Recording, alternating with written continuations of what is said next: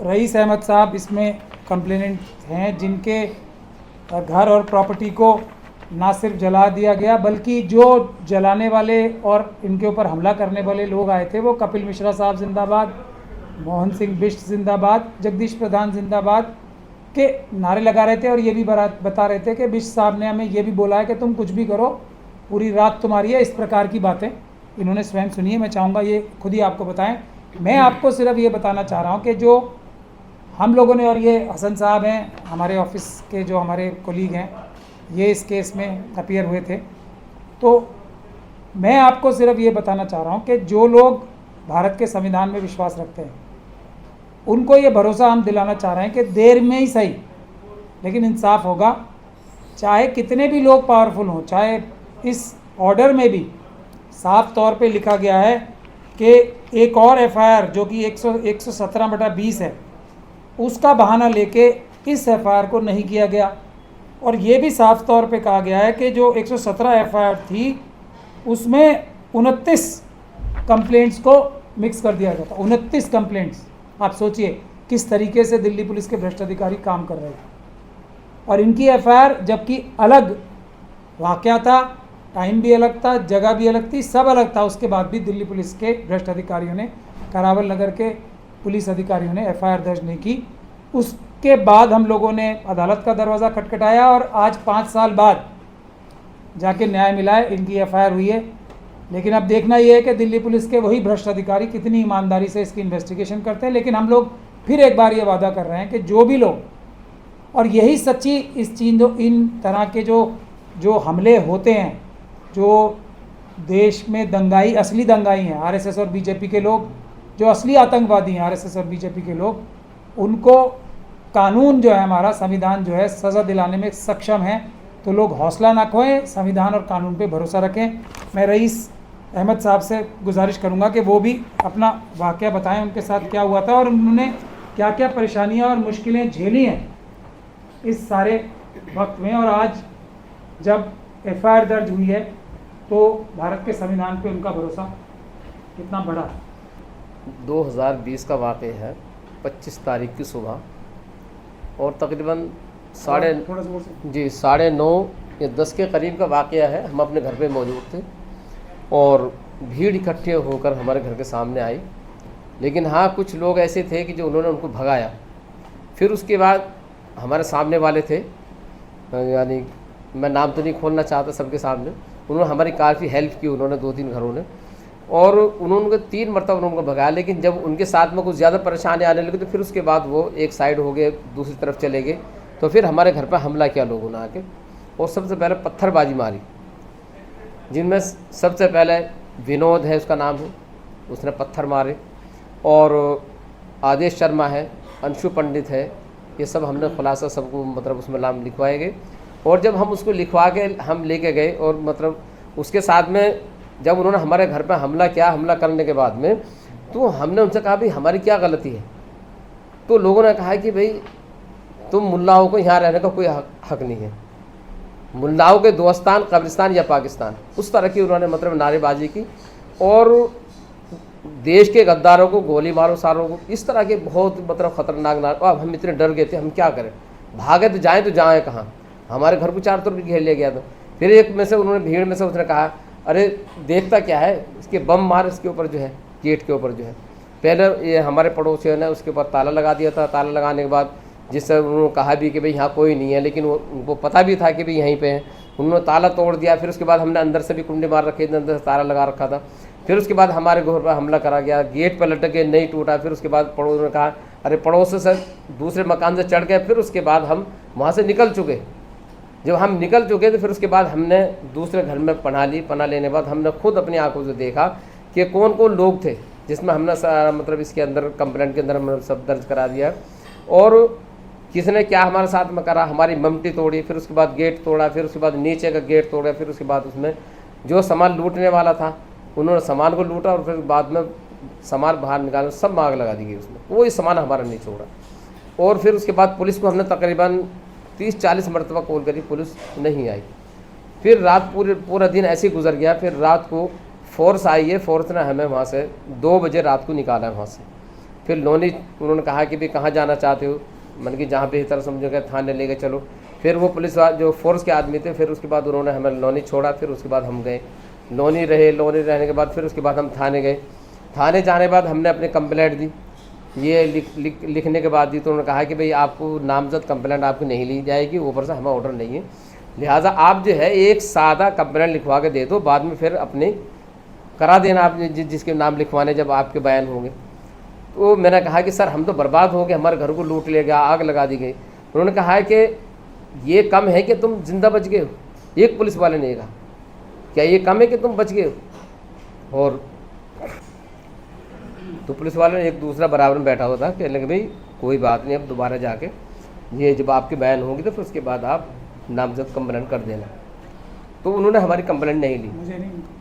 फिर उसके बाद जो है हम परेशान रहे, हम भाग रहे, लेकिन हमारी कोई सुनवाई नहीं हुई। फिर उसके बाद कंप्लेंट लगाई, फिर सर से मुलाकात हुई। फिर उसके बाद जो है फिर डीसीपी एसीपी सब जगह कंप्लेंट लगाई गई। फिर हमें डीसीपी ऑफिस बुलाया गया नोटिस दे के। तो मुकेश कुमार जी हैं, उनका नंबर उन्होंने खुद बुलाया हम अपने कमरे में, डीसीपी साहब ने। उन्होंने कहा कि भाई आपके साथ में क्या क्या वाक़या हुआ, ये जो आपने कंप्लेंट दी है क्या ये आप दोबारा लिख सकते हो। उनके दिमाग में ये थी शायद वकीलों से टाइप करा के इन्होंने दे दिया इसको। मैंने कहा कि सर मैंने वो हवाला लिखा कि जो मेरे साथ में हुआ। तो उन्होंने फिर भी ये कहा कि भाई ये कागज़ है, आप दोबारा लिख के दे दो। मैं ठीक है जी, लड़का साथ में तो मैंने फिर सारी की सारी उसी तरह के लिख के उनको दे दी। फिर उसके बाद भी कोई कार्रवाई नहीं हुई, हमें मारने तक की धमकी दी गई। हमने फिर उसके बाद सर से जिक्र किया, फिर उसके बाद कोर्ट में लगाया गया, पुलिस ने कोई कार्रवाई नहीं करी। उसके बाद मैं कई मरतबा थाने में कहा कि सर इससे बाद हमें मारने की धमकी दी जा रही है। और यहाँ तक भी कहा गया कि जैसे हम अपने घर जाते थे दंगों के बाद में, उन्होंने कहा कि आदमी इकट्ठे होकर आते थे कि भाई यहाँ तुम्हारे लिए रहने की जगह नहीं है, अपना मकान 5 लाख में दे जाओ। कोई 5 लाख, यानी वो तफरी या मतलब ये कि हमें जलील करना चाहते थे।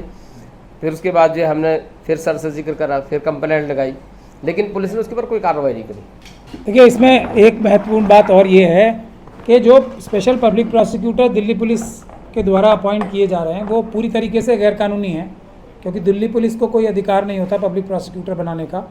मगर इस केस में तो आप लोग जानते ही हैं किस तरीके से टॉप से ही, वो एकदम ऊपर से ही सारी चीज़ों की निगरानी हो रही है। और पब्लिक प्रोसिक्यूटर जो एफआईआर दर्ज करने से पहले उनका कोई रोल ही नहीं होता, तो वो उस चीज़ में आके उसको अपोज कर रहे हैं, तो ये एक बहुत ही शर्मनाक बात है। पब्लिक प्रोसिक्यूटर का तो रोल ही बाद में शुरू होता है, और वो रोल शुरू होता है कंप्लेनेंट की तरफ से, जो इनकी तरफ से। लेकिन क्योंकि इसमें स्पेशल पब्लिक प्रोसिक्यूटर बनाए गए हैं और वो भी दिल्ली पुलिस के सिफारिश पे, तो ये भी एक इसमें ऐसी महत्वपूर्ण बात है जो हम सुप्रीम कोर्ट तक इस चीज़ को हाईलाइट करके हम इसको हाईलाइट करेंगे। लेकिन अब देखने की बात यह है कि 5 साल बाद भी पुलिस कितनी मुस्तैदी से इसमें इन्वेस्टिगेशन करती है। नहीं तो हम फिर इसके लिए इन्वेस्टिगेशन की एजेंसी बदलवाने के लिए भी अगर हाई कोर्ट भी जाना पड़ा तो हम इसमें जाएंगे कि हम इसमें सीबीआई की इंक्वायरी करें। अब आप कोई सवाल पूछना चाहते हैं तो पूछ सकते हैं।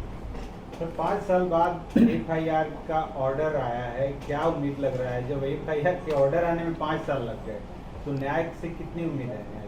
देखिए बात सीधी सीधी वही है, इस समय जो संवैधानिक पदों पर बैठे लोग हैं, जो हमारे होम मिनिस्टर साहब खुद ही हैं, वही दिल्ली पुलिस के इंचार्ज हैं, मतलब अल्टीमेट बॉस तो वही हैं। अब और कपिल मिश्रा साहब जो इन दंगों को शुरू ही करने वाले थे, हमले करने में सबसे पहले वही थे, तो उन्होंने अभी मंत्री बनाया है दिल्ली में।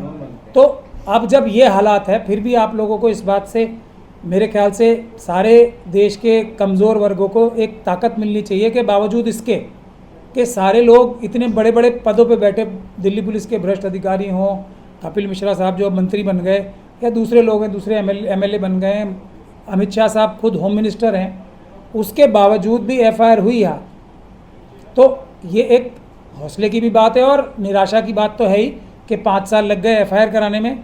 लेकिन अगर आप मुस्तैदी से काम करेंगे, और ये असली काम है, अगर इस प्रकार से असली जो मुजरिम हैं उनको पकड़ के जेल भिजवाने का काम भले ही थोड़ा देर से ही होगा, तो आने वाले समय में जो दूसरे इस प्रकार के आतंकवादी और अपराधी हैं जो आरएसएस और बीजेपी से कनेक्टेड है, उनके हौसले पस्त होंगे कि हम भी बावजूद इसके कि पुलिस हमें मदद करती है, पुलिस के भ्रष्ट अधिकारी और हमारे नेता भी हमें मदद करते हैं, तब भी हमें कानून का सामना करना पड़ेगा और जेल जाना पड़ेगा। ये इस तरीके से इसको हम पॉजिटिवली भी देख सकते हैं।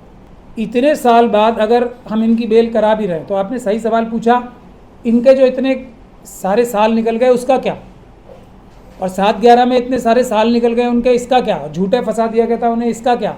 और इससे भी सबसे बड़ी बात क्या है कि जो असली आतंकवादी थे वो तो खुले घूम रहे हैं बाहर आज भी।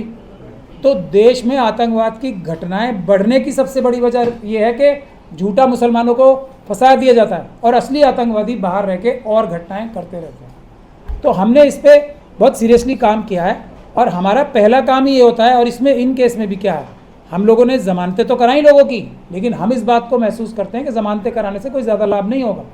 बरी कराने से, हमने बरी भी सबसे ज़्यादा लोग कराए, दिल्ली दंगों में भी कराए, बरी कराने से लाभ नहीं होगा।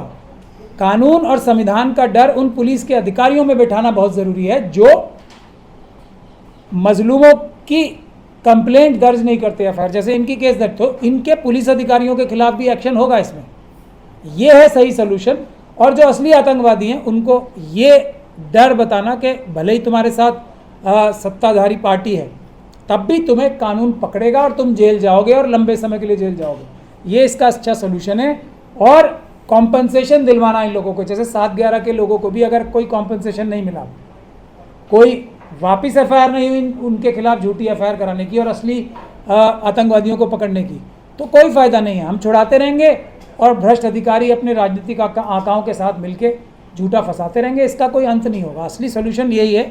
जैसे आज की केस में भी हमने वापस एफआईआर कराई है, और जो बहुत सारे लोग हमारी इस बात की तनकीद कर रहे थे ना, तो हम ही ने एफआईआर कराई है वापस मजलूमों की तरफ से, और किसी ने नहीं कराई है, किसी तंजीम ने नहीं कराई है। मुझे दुख के साथ ये बोलना पड़ता है, मैं किसी तंजीम का नाम लेना बंद कर चुका हूँ हालांकि, लेकिन बड़ी बड़ी प्रेस कॉन्फ्रेंस करके हमारे खिलाफ यही कहा जाता है कि उन्होंने पुलिस वालों के खिलाफ क्या किया। हमारे अलावा किसी ने कुछ नहीं किया, हमारे अलावा मजलूमों की तरफ से एफआईआर भी किसी ने नहीं कराई। मैं तो कह रहा हूँ ना, मैं इस बात को, देखिए कुछ हद तक तो ये बात जो इल्ज़ाम है बिल्कुल सही भी है, जितना हमारी फर्म कर सकती थी लेकिन उतना नहीं कर पाए, इसमें कोई शक और शुबे की बात नहीं है।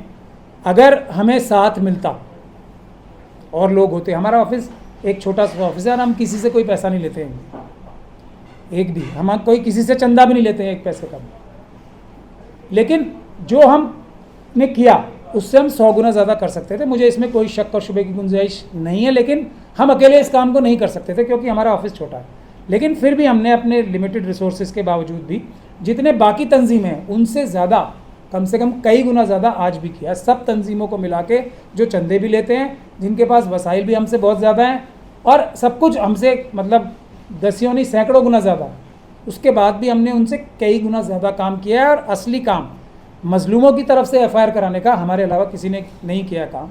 लेकिन मैं इस बात को पूरी तरीके से तस्लीम करता हूँ कि मैं खुद भी अपने काम से खुश नहीं हूँ। हम इससे बहुत कुछ ज़्यादा कर सकते थे, लेकिन हमारे पास वर्कलोड इतना है। लेकिन ये वर्कलोड होने का कोई बहाना देना भी कोई मुनासिब बात नहीं है।